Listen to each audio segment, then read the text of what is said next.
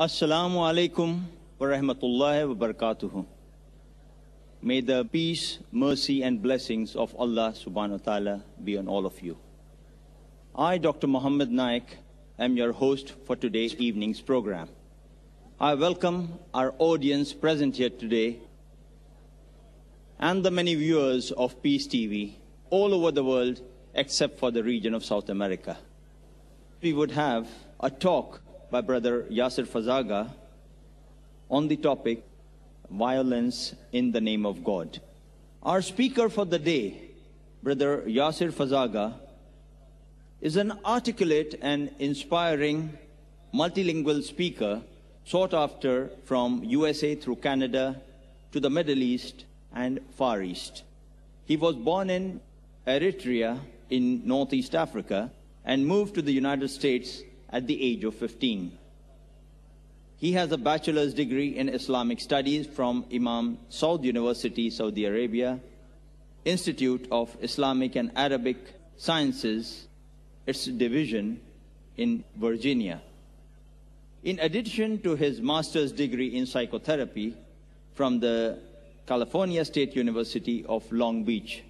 At present, Sheikh Yaasir is undertaking his master's in theology at Loyola Marymount University. He serves as the Imam of the Orange Country Islamic Foundation in Mission Viejo, California.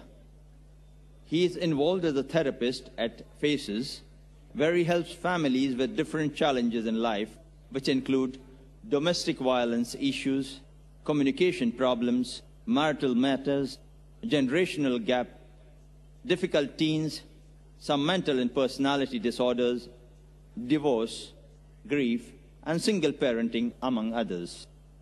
Yaasir Fazaga has taught the Arabic language and Islamic sciences for the past 8 years and has taught Islamic courses on scriptural exegesis and Islamic financial contracts for American Open University. Sheikh Yaasir Fazaga has done numerous interviews about Islam on television news stations and radio stations around the globe. He speaks on Islam and related topics for conferences, churches, high schools, colleges, and universities. He also participates on behalf of Foundation in many outreach and interfaith events, mainly in the United States. Sheikh Yaasir Fazaga has this charismatic ability to instantly connect with the audiences through his lucid wit and profound wisdom, his timely humor, and the warmth that his presence exudes.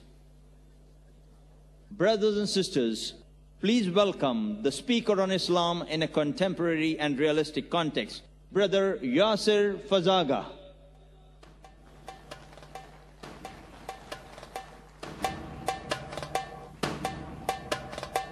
He would be speaking on his topic, I repeat, violence in the name of God.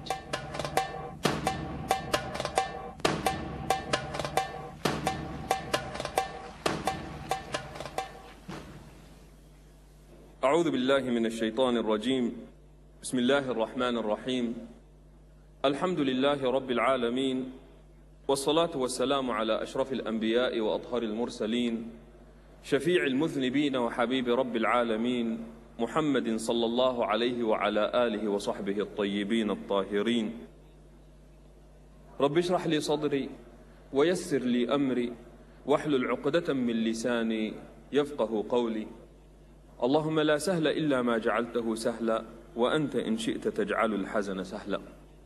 All praise is due to Allah, and may His peace and blessings be upon our beloved Prophet Muhammad sallallahu alaihi wasallam. Indeed, the best of speech is the book of Allah, and the best of guidance is the guidance of Muhammad sallallahu alaihi wasallam. I begin by greeting my brothers and sisters in Islam, and my brothers and sisters who may not be of the Muslim faith, my brothers and sisters in humanity, with the Islamic greetings. May the peace and mercy and blessings of Allah be upon all of you. Or as we say in Arabic, Assalamu alaikum wa rahmatullahi wa barakatuhu. In April of 1994, an American Jewish medical doctor who lived in the city of Brooklyn in the state of New York decided to go on a suicide mission. During the month of Ramadan, which happened to be in April back then, he left his practice, his home in New York, Brooklyn, New York, and he headed towards the Holy Land.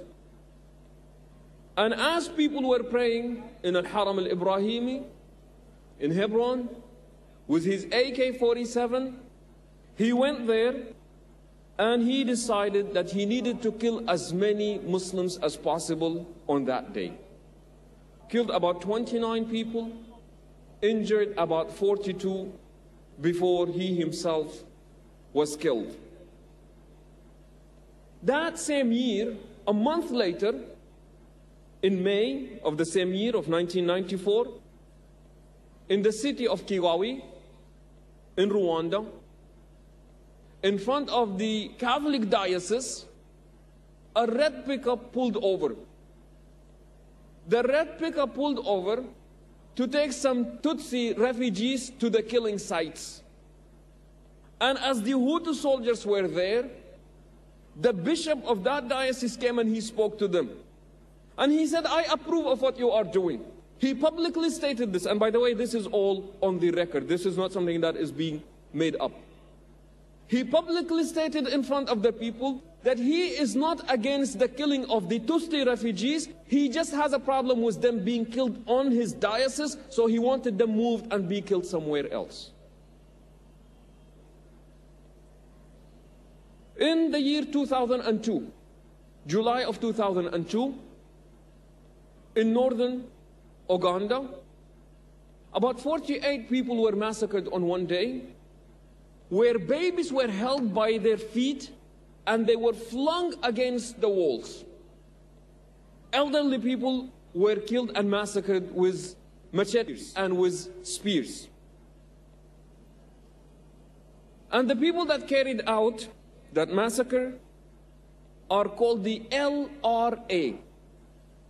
And the LRA stands for Lord's Resistance Army. A Christian organization, a group of people that want to rebuild Uganda and have a government that is based on the 10 biblical commandments. All these crimes, in addition to many other crimes that we will be mentioning, were all made and were perpetuated in the name of God. This is something that people do not understand. Why would anybody who claims to love, who claims to worship a loving, a compassionate, a just, and a kind God, be guilty of such atrocities, not only guilty of these atrocities, but also carry out these atrocities thinking that they have got the approval of their loving, their kind, and their just God? We say, how can this be taking place? We don't get it. How can you be claiming to be worshiping a loving God, yet you do one of the most heinous, erroneous, ugly, despicable acts in the world? How can you do this in the name of God? And of course, we, the Muslim community, we also have had our fair share of such behavior, which we will be talking about at this point. The point is this, that we all have had our fair share of misusing and abusing the name of God. Muslims, Christians, Jews, Buddhists, just name it. We all have had our fair share of misusing and abusing the name of God. What does Islam say about such kind of behavior? And listen to what Allah subhanahu wa ta'ala says. يَا أَيُّهَا الَّذِينَ آمَنُوا إِذَا ضَرَبْتُمْ فِي سَبِيلِ اللَّهِ فَتَبَيَّنُوا. O ye who believe, if you embark a mission, if you leave on the path of Allah subhanahu wa ta'ala, فَتَبَيَّنُوا. Investigate. وَلَا تَقُولُوا لِمَنْ أَلْقَى إِلَيْكُمُ السَّلَامَ لَسْتَ مُؤْمِنًا.